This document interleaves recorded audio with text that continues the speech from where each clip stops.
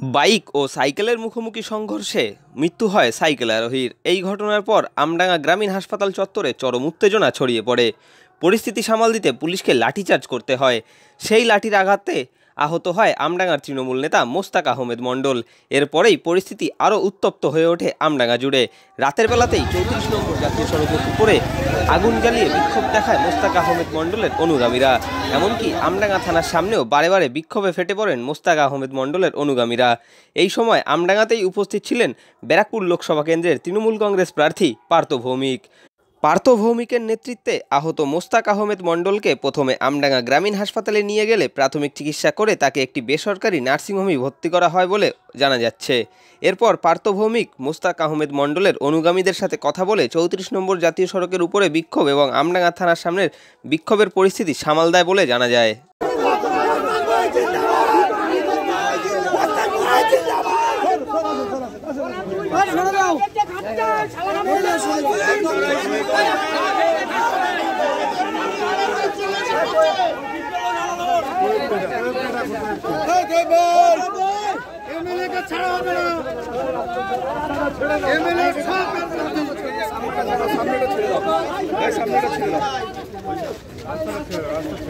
আইসি বলছে আমরা চিনি না।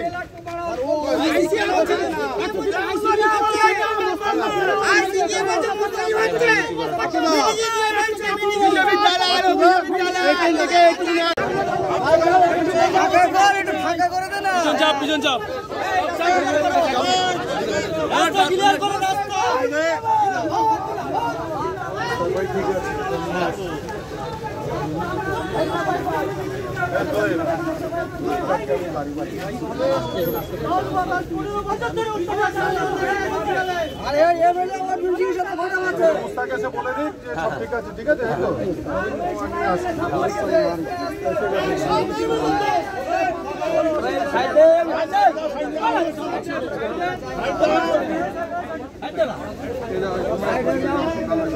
এখানে হয়েছিল বলতে কাঁদপুরের লোকের অ্যাক্সিডেন্ট হয়ে মারা গেছে।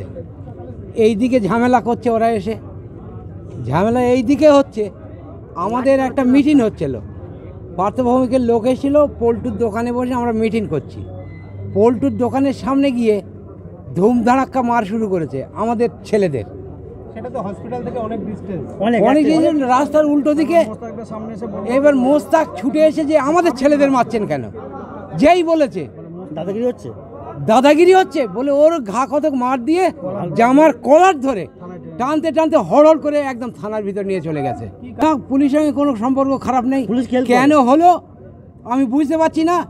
মোস্তাক টোটাল আমার আমডাঙ্গা থানার পুলিশের হেল্প করে, মানুষের সঙ্গে থাকে। তাকে যে এইভাবে টেনে হেসে নিয়ে যাবে এটা ভাবা যায় না।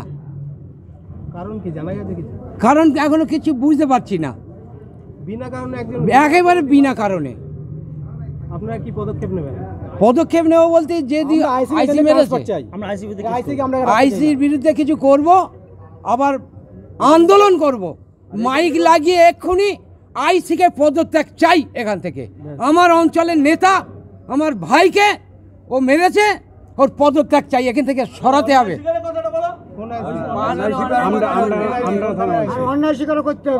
জনগণের সামনে এসে ওর ক্ষমা চাইতে হবে, বলতে হবে আমার ভুল হয়েছে, আমি নাচে না দৌড় মেরেছি, আমার ভুল হয়েছে, আমাকে সবাই ক্ষমা করে দাও।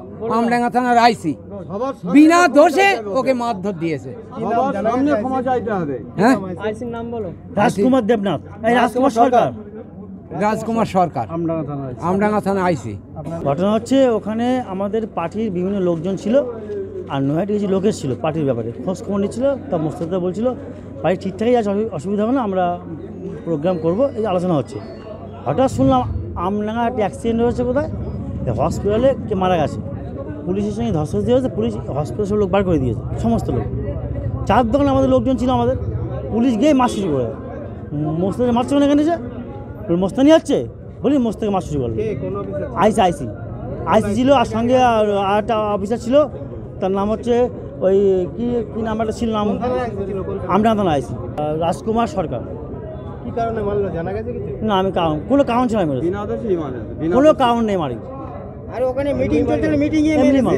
আবার তো থানায় নিয়ে গেছিল, তারপরে ছেড়ে দিল, কি কারণ? থানায় নিয়ে গেছিলো, থানা বললো ঠিক আছে, আমরা চিনতে পাইনি, চিনতে পারেন আইসি আমরা চিনতে পাইনি, আইসি বলছে চিনতে পাইনি। তা আমি- মারা হবে সে যেই হোক, মোস্তাক কে, মোস্তাক ধরুন চিনতে পারিনি। পাবলিক আগে আমি মার খেতাম, পাবলিক মার খাবে, পাবলিককে মারবে কেন আমাদের বক্তব্য যেটা বিনা কারণে। মোস্তাক এমএলএ মন্ত্রীর ব্যাপার নয়, পাবলিককে কেন মারবে বিনা কারণে? ওনার ঘটনা ঘটেছে ওখান থেকে এখানে ঘটনা হচ্ছে যেটা আমডাঙ্গা হসপিটালে ঘটনা ক্লিয়ার হয়ে গেছে, আমডাঙ্গা থানা পুরো ওখানে গিয়ে সব ক্লিয়ার।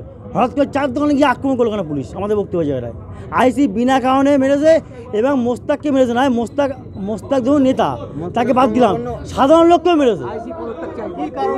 পিছনে কোনো কারণ থাকতে পারে? পিছনে কোনো কারণ বুঝতে পারছি, রাজনীতি থাকতে পারে, বিজেপি করতে পারে আইসি। আমার তো মনে হয় বিজেপি ইস্যু আছে। আইসি বিজেপি এমন দাবি করছে না না, আমার মনে হয় এদের মারবে কেন আমাদের, বিনা কারণ মারবে কেন?